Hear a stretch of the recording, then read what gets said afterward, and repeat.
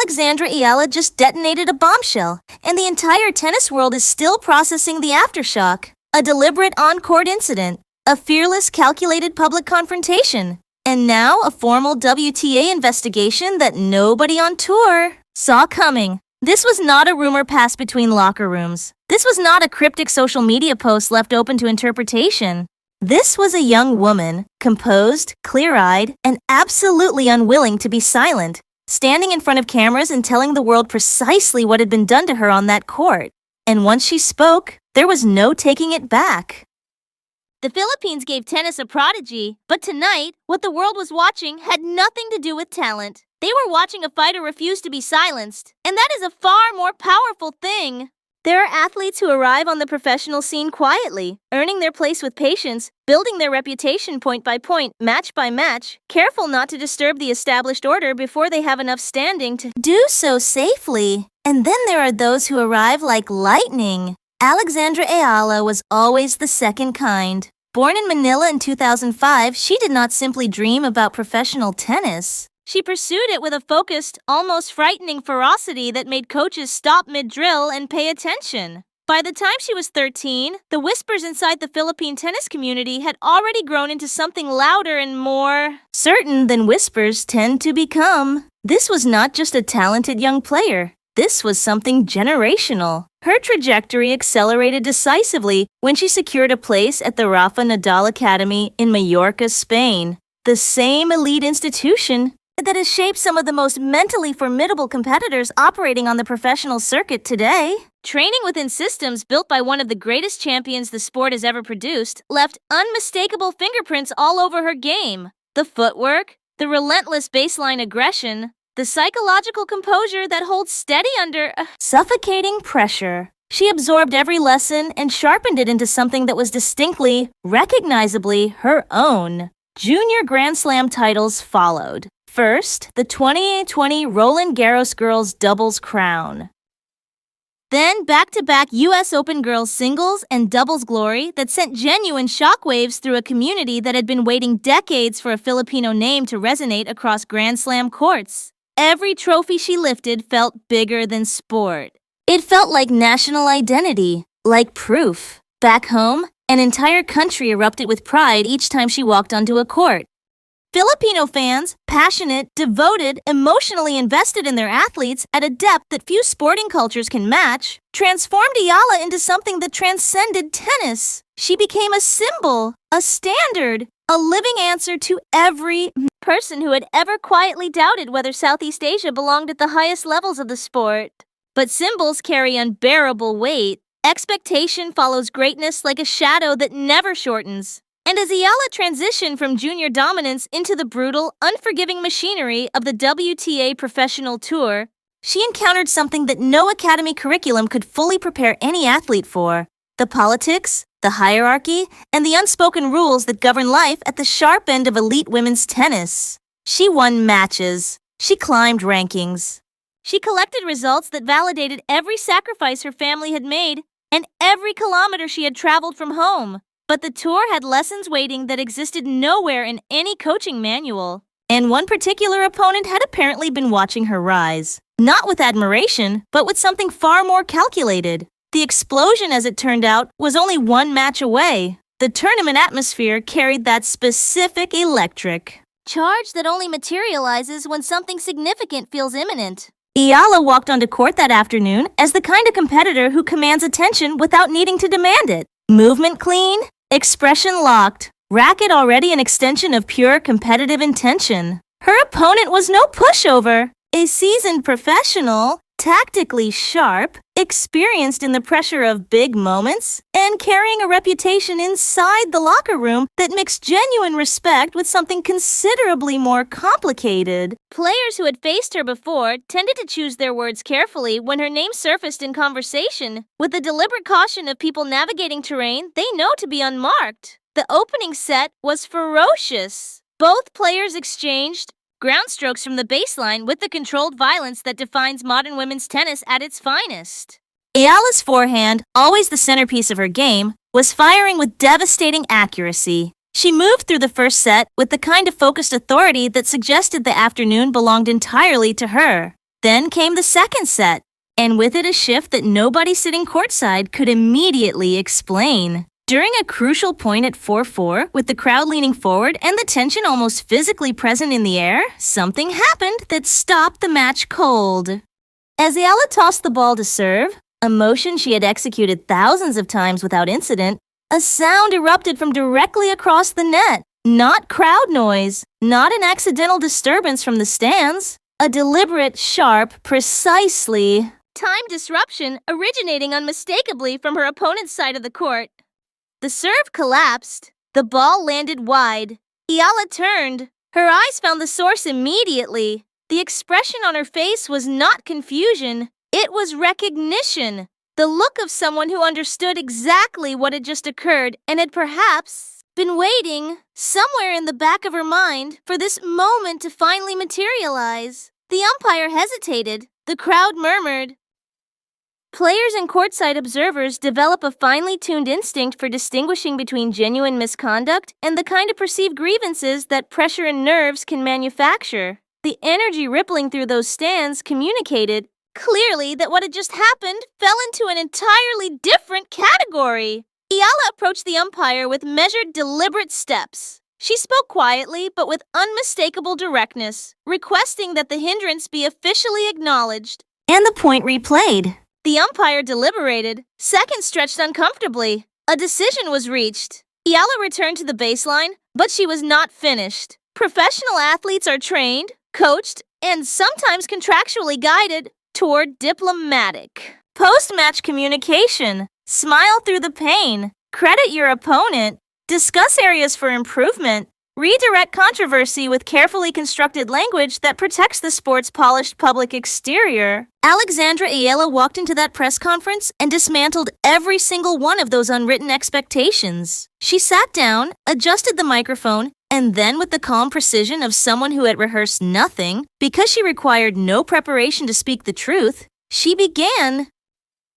She described the on-court incident with methodical clarity, the timing, the deliberate nature, the pattern she had personally observed developing across multiple points before the most egregious moment occurred. She referenced the umpire's hesitation. She acknowledged her own emotional response without apology or excessive qualification. And then she said something that traveled across the internet within 60 minutes and had not stopped moving since. I've competed against difficult opponents my entire career. Losing doesn't frighten me, but losing because someone decided the rules don't apply to them, that's a conversation this tour needs to stop avoiding. Silence in the press room. Notebooks stopped moving. Cameras kept rolling. Those two sentences became the nucleus around which an entire firestorm assembled itself with breathtaking speed. Filipino fans, already mobilized, already watching, already emotionally invested. In every dimension of Eala's professional journey, amplified the clip across every platform within hours. By midnight, the hashtag demanding WTA accountability had accumulated hundreds of thousands of interactions from tennis communities spanning 6 continents. The response from her opponent's camp arrived faster than anyone anticipated. A formal statement, carefully worded and strategically timed, characterized Eala's press conference remarks as emotionally driven misrepresentation.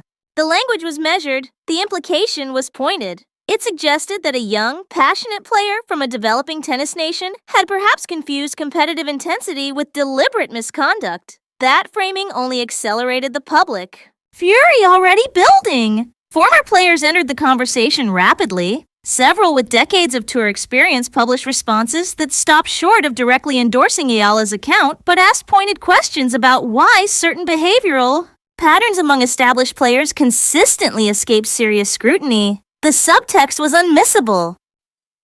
Video analysts began frame-by-frame dissections of available match footage. Independent tennis podcasters sourced courtside accounts. A former WTA ball person who had worked that specific match posted a detailed thread describing what they personally witnessed, and their description aligned with Eala's account in every significant detail.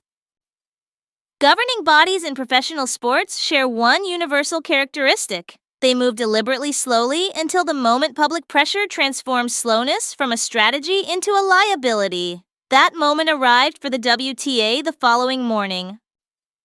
The official statement acknowledged the incident, confirmed that a formal investigation had been initiated under WTA Code of Conduct provisions, and promised transparent communication regarding findings and any disciplinary measures warranted. By the evidence. Standard institutional language. The kind of carefully assembled paragraph that simultaneously promises accountability while committing to nothing specific. Tennis observers who had followed the tour for decades read between those sanitized lines immediately. The WTA rulebook contains specific provisions addressing hindrance, defined as any deliberate action by a player that interrupts an opponent's reasonable preparation or execution of a shot. The penalty structure escalates from warning through point deduction to game penalties and, in extreme documented cases, default. What the rulebook has never adequately addressed is the verification burden. How officials distinguish genuine hindrance from competitive gamesmanship in real time, under pressure, with incomplete visibility. This ambiguity had protected certain players for years. Everyone on tour understood it. Nobody said it publicly until Eala did. Former world number 4, Andrea Petkovic, never reluctant to address systemic problems within women's tennis, gave an interview that circulated extensively.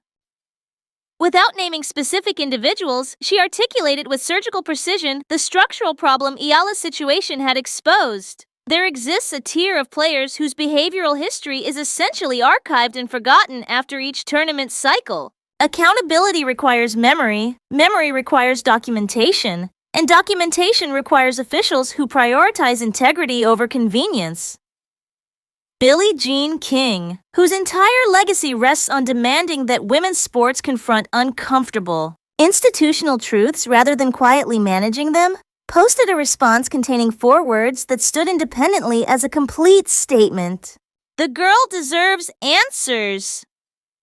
Those 4 words generated more engagement than the WTA's official investigation announcement. Investigations in professional sports rarely unfold with the dramatic clarity of courtroom television. Evidence accumulates gradually. Witness accounts require cross-referencing. Official match documentation, umpire reports, challenge records, audio captures from on-court microphones demands careful, methodical analysis before any defensible conclusion can be reached.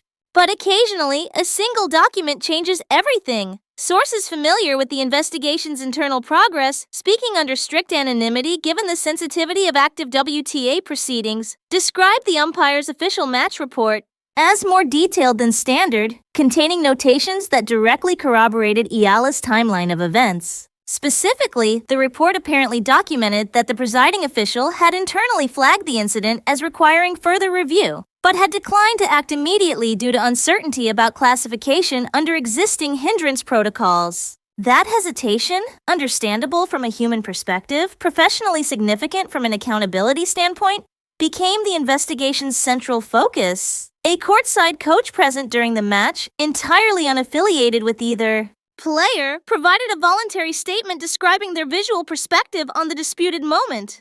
Their account confirmed that the disruption originated from the opponent's designated area within a timing window that eliminated accidental causation as a reasonable explanation. More significantly, and this detail traveled through tennis media with particular velocity, investigators reportedly discovered that this specific opponent had accumulated 3 separate hindrance-adjacent notations across 4 previous tournament cycles. None had progressed beyond informal documentation. None had triggered formal review. Each had been processed through the standard incident logging system and subsequently filed without escalation. The pattern that Eala's press conference remarks had implied was not theoretical. It existed in official records, preserved in exactly the kind of institutional memory that had supposedly been absent from accountability processes for years.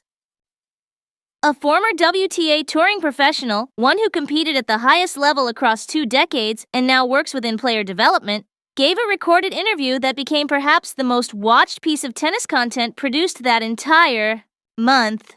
She spoke quietly, choosing each word with obvious deliberation. History rarely announces itself with appropriate ceremony. The moments that genuinely reshape sporting culture frequently arrive disguised as isolated controversies.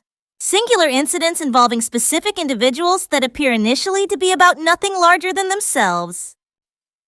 What Eala had done on that court and then in that press room was never only about one match. It was never only about one disputed hindrance call, one disrupted serve, one hesitating umpire. It was about every young player who had absorbed a similar experience and calculated that speaking out cost more than staying silent. Every athlete from a developing tennis nation who understood intuitively that the sport's power structure offered unequal protection depending on ranking, origin, and institutional relationships. Every competitor who had encountered behavior that violated both written rules and basic human dignity, and been advised, formally or informally, that the professional path forward required tolerance rather than accountability. Eala gave those players something rare, a visible precedent. The WTA investigation concluded with a formal finding that the incident met the technical threshold for hindrance classification under existing code provisions. A disciplinary process was initiated against the opponent. The specific penalties, confidential under standard WTA protocol, were described by sources close to the proceedings as significant and proportional to the severity of what the evidence had revealed. Whether they adequately addressed the broader pattern of behavior documented across multiple tournament cycles remained a legitimate question that the sport's governance structure would need to answer in the months ahead. But something more durable than any single disciplinary outcome had already been established. Players across the WTA ranking spectrum, from Grand Slam champions to those grinding through qualifying rounds in obscure venues with almost no one watching, publicly acknowledged that Eala's willingness to speak had created new permission. Permission to name experiences rather than absorb them. Permission to demand that official processes function with integrity rather than institutional convenience. Permission to be young, Filipino, female, and absolutely unapologetic about expecting the rules to apply, equally regardless of reputation or geography. Back in the Philippines, the reaction transcended sport entirely. Athletes across disciplines, basketball, boxing, swimming, athletics, referenced Eala's conduct as a standard of public advocacy. Young Filipino girls in schools that had organized viewing parties for her matches discussed her press conference with the same intensity they devoted to her forehand winners. She had modeled something that extended far beyond baseline exchanges and tournament brackets. She had modeled courage with consequences. Alexandra Eala walked onto that court as one of tennis's most exciting emerging talents. She walked away from the controversy surrounding it as something considerably more significant. A catalyst, a standard, a living demonstration that excellence and integrity are not competing priorities but inseparable ones.